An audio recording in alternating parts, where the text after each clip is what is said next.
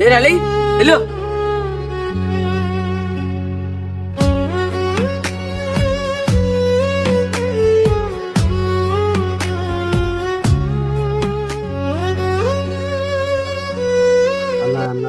ఆకలి. జై ఎప్పుడు అడుక్కునే పనేనా? కాళ్ళు చేతులు బాగున్నాయి కాబట్టి ఏదైనా పని చేసుకోపోయి.